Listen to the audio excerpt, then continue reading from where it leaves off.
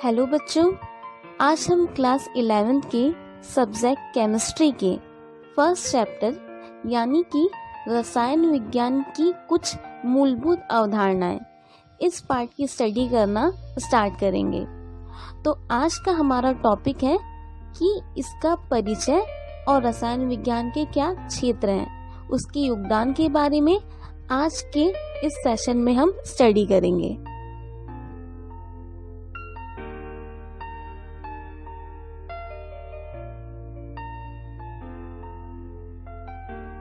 अब बच्चों, हम क्लास 11th में अब आ चुके हैं।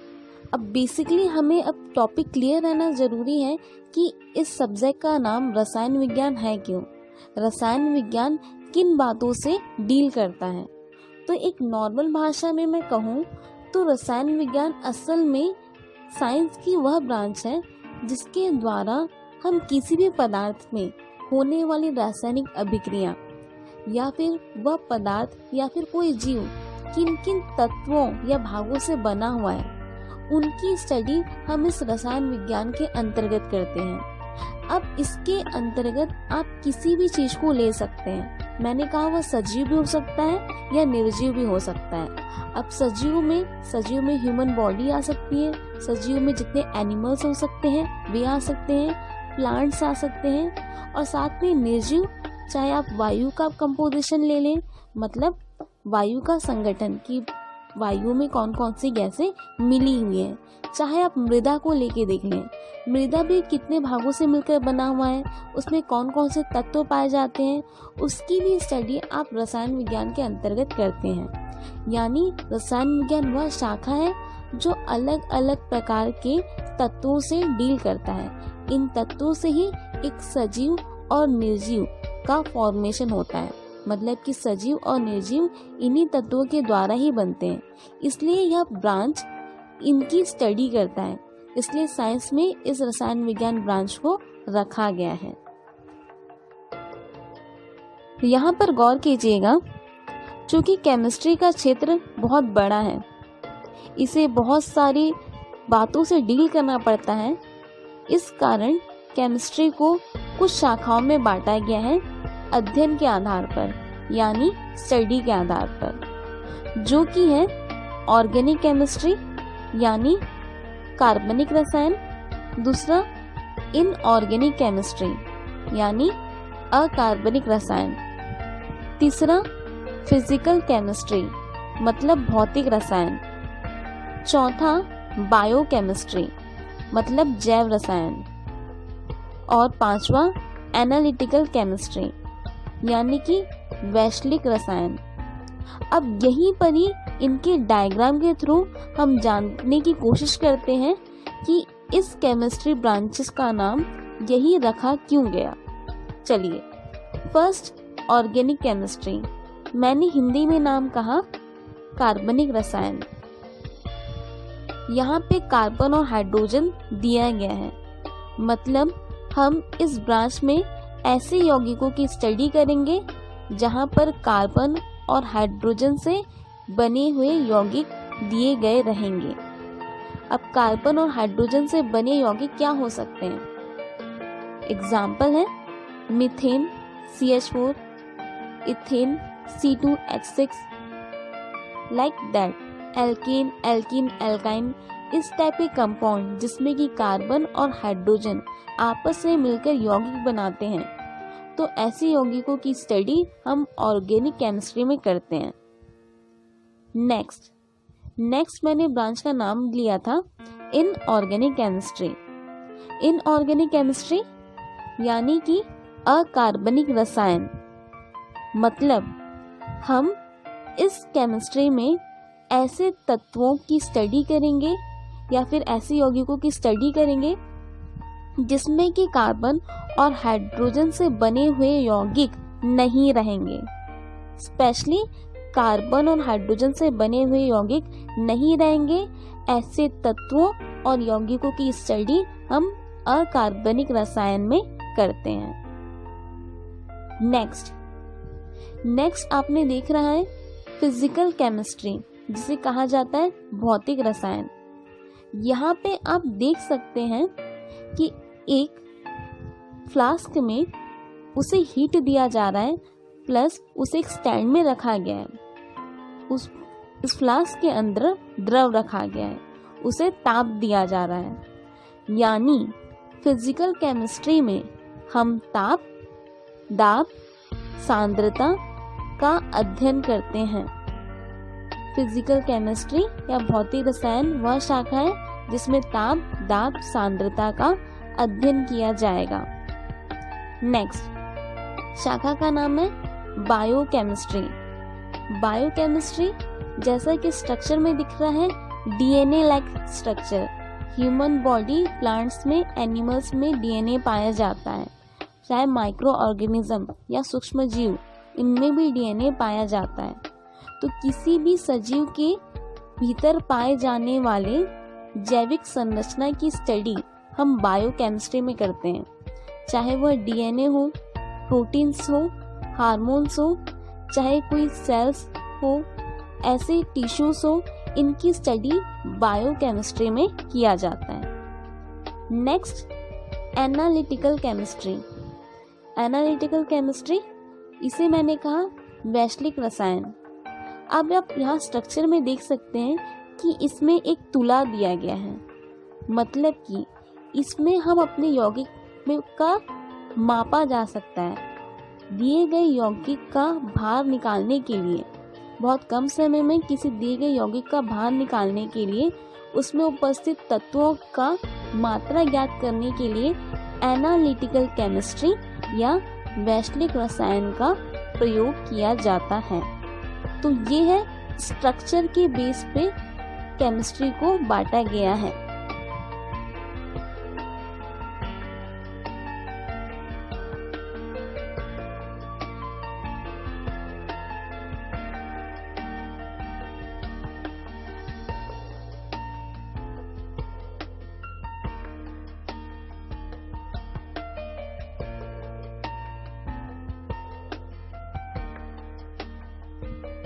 नेक्स्ट हमारी दो शाखाएं कौन सी है? नेक्स्ट हमारी दो शाखाएं हो जाती हैं वैश्विक रसायन एंड सेकेंड वन इज भौतिक रसायन। वैश्विक रसायन में हमने एक तुला लाइक स्ट्रक्चर को देखा था, तो उसी के आधार पर हम वैश्विक रसायन को इस प्रकार से डिफाइन कर सकते हैं कि वैश्विक रसायन विज्ञान की वह शाखा है जिसमें कि किसी पदार्थ का मात्रात्मक विश्लेषण किया जा सकता है। मात्रात्मक मतलब कि उस पदार्थ में उपस्थित तत्वों की मात्रा ज्ञात की जा सकती है, या फिर इसके अंतर्गत किसी पदार्थ का गुणात्मक विश्लेषण किया जा सकता है। मतलब किसी दिए गए पदार्थ में किसी अन्य पदार्थ को मिलाकर कुछ ऐसी अभिक्रिया कराई जा सकती है जिससे कि हमें पता चल जाता है कि इस दिए गए पदार्थ में कौन सा तत्व उपस्थित है। इस प्रकार से वैश्विक रसायन में किसी पदार्थ में मौजूद तत्वों का मात्रा और उनके गुणों का अध्ययन किया जाता है। नेक्स्ट हमारा जो लास्ट इसके ब्रांच है वो है भौतिक रसायन। भौतिक रसायन विज्ञान की वह शाखा है जिसके अंतर्गत हम विभिन्न प्रकार की भौतिक प्रणाली जैसे कि ताप, दाब, सांद्रता, ऊष्मा, कार्य, ऐसे बातों से हम डील करते हैं, या ऐसे चीजों का अध्ययन इस भौतिक रसायन में किया जाता है। तो अब आपने विज्ञान की शाखाएं पढ़ ली हैं, तो अब इसके बाद हम रसायन विज्ञान के क्षेत्र की ओर चलते हैं।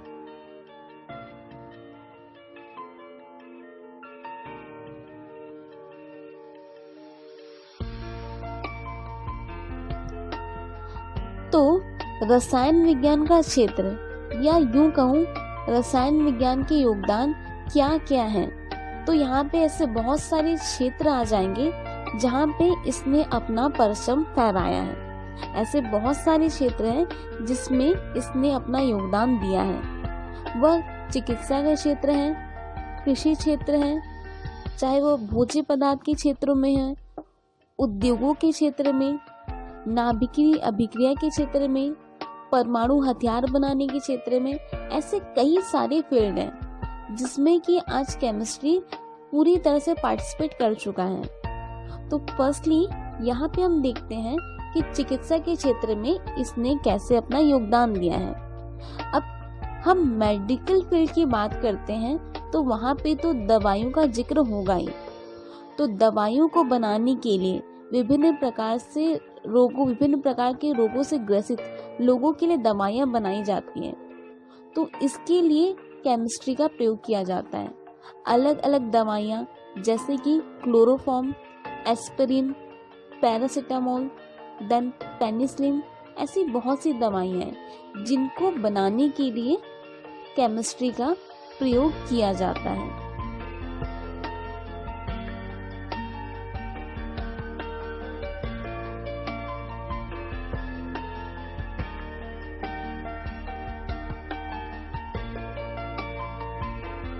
उद्योगों के क्षेत्र में चलें तो केमिस्ट्री ने अपना भरपूर योगदान दिया है।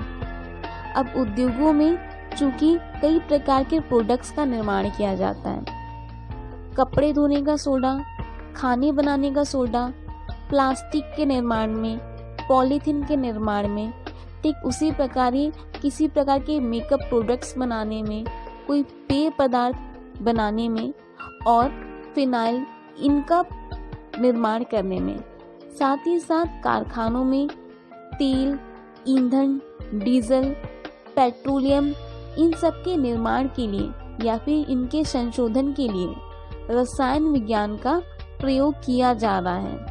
तो इस प्रकार से रसायन ने उद्योगों के क्षेत्र में भी काफी अपना योगदान दिया हुआ है।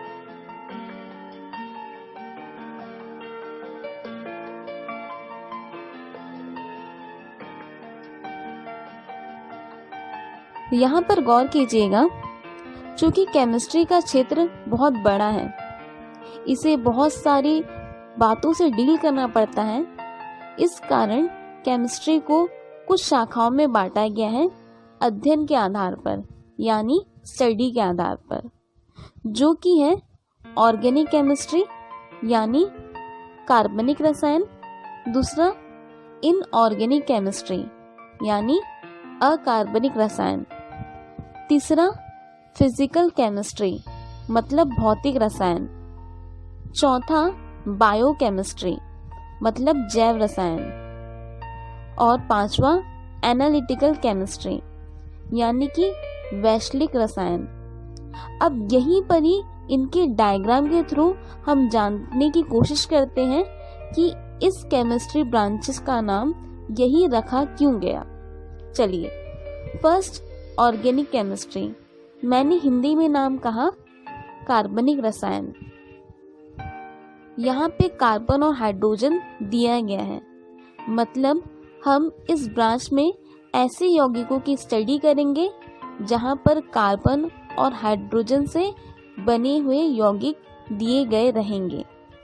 अब कार्बन और हाइड्रोजन से बने यौगिक क्या हो सकते हैं?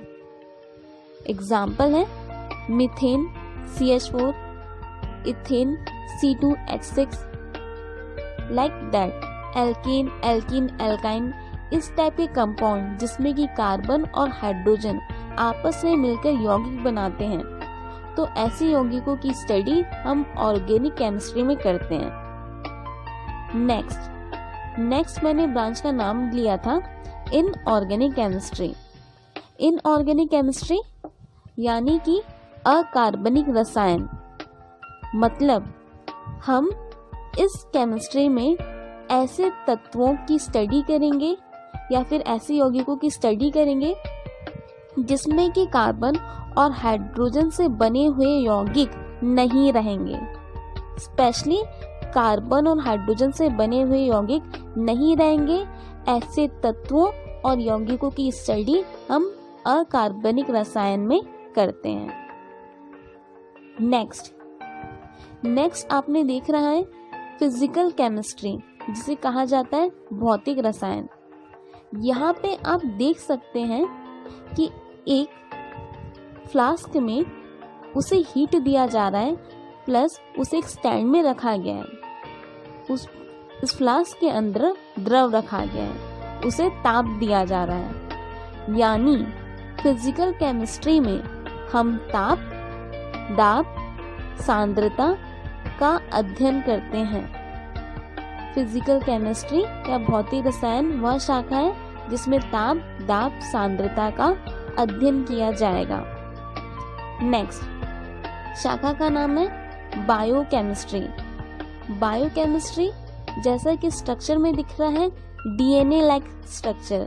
ह्यूमन बॉडी, प्लांट्स में, एनिमल्स में डीएनए पाया जाता है, चाहे माइक्रो ऑर्गेनिज्म या सूक्ष्म जीव, इनमें भी डीएनए पाया जाता है। तो किसी भी सजीव के भीतर पाए जाने वाले जैविक संरचना की स्टडी हम बायोकेमिस्ट्री में करते हैं, चाहे वह डीएनए हो, प्रोटीन्स हो, हार्मोन्स हो, चाहे कोई सेल्स हो, ऐसे टिश्यूज हो, इनकी स्टडी बायोकेमिस्ट्री में किया जाता है। Next analytical chemistry. Analytical chemistry, इसे मैंने कहा वैश्विक रसायन। अब आप यहाँ स्ट्रक्चर में देख सकते हैं कि इसमें एक तुला दिया गया है, मतलब कि इसमें हम अपने यौगिक का मापा जा सकता है। दिए गए यौगिक का भार निकालने के लिए, बहुत कम समय में किसी दिए गए यौगिक का भार निकालने के लिए, उसमें उपस्थित तत्वों का मात्रा ज्ञात करने के लिए एनालिटिकल केमिस्ट्री या वैश्विक रसायन का प्रयोग किया जाता है। तो ये है स्ट्रक्चर के बेस पे केमिस्ट्री को बांटा गया है।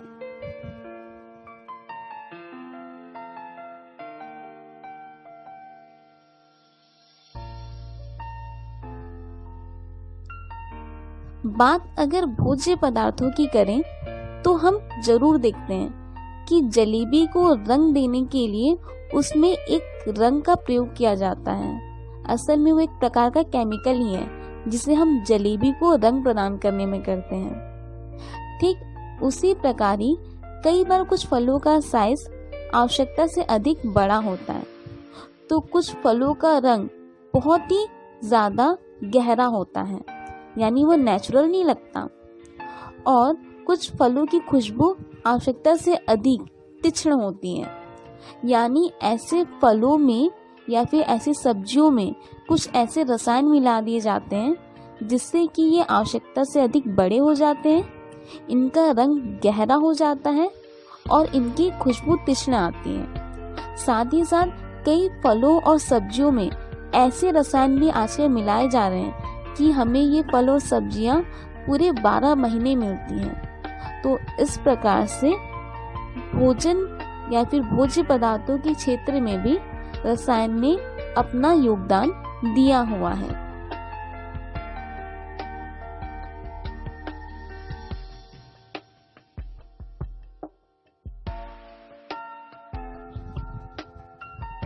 विज्ञान के सदुपयोग भी हैं तो विज्ञान के दुरुपयोग भी होते हैं। रसायन विज्ञान का दुरुपयोग भी कई बार हुआ है, यानी कि हथियार को बनाने में। हथियार ऐसे हथियार जो मानव जीवन का सर्वनाश कर सकते हैं, चाहे वह परमाणु बम हो या फिर अणु बम हो या हो कोई किसी प्रकार का जैविक हथियार। उसके निर्माण के लिए भी इसी तकनीक का सहारा लिया गया है। दरअसल परमाणु बम में केमिस्ट्री तकनीक का प्रयोग किया जाता है। इसमें बहुत कम समय में एक बहुत बड़े क्षेत्र को तबाह कर दिया जाता है। ठीक उसी प्रकार ही एक जैविक हथियार में सूक्ष्म जीवों का प्रयोग करके, उनके डीएनए स्ट्रक्चर में चेंजेस करके, उन्हें और अधिक आक्रमणकारी बनाकर उस जैविक हथियार का प्रयोग मानव जीवन को खत्म करने में भी किया जा सकता है। तो इस प्रकार से रसायन विज्ञान के सदुपयोग है ही, साथ ही साथ इसके कुछ दुरुपयोग भी हैं। अस्त्र शस्त्रों के निर्माण से जाहिर सी बात है कि मानव जीवन खतरे में पड़ सकता है। तो ये है आज के इस सेशन में हमने जाना कि केमिस्ट्री असल में क्या है और केमिस्ट्री की कितनी शाखाएं होती हैं, साथ ही साथ केमिस्ट्री के क्या क्या योगदान है अलग अलग क्षेत्रों में, साथ ही साथ उसके कौन से डिसएडवांटेज यानी क्या दोष भी हैं, उसकी स्टडी हमने आज के सेशन में की। तो अब इस टॉपिक को पढ़िए और हर विषय को समझने की कोशिश कीजिए।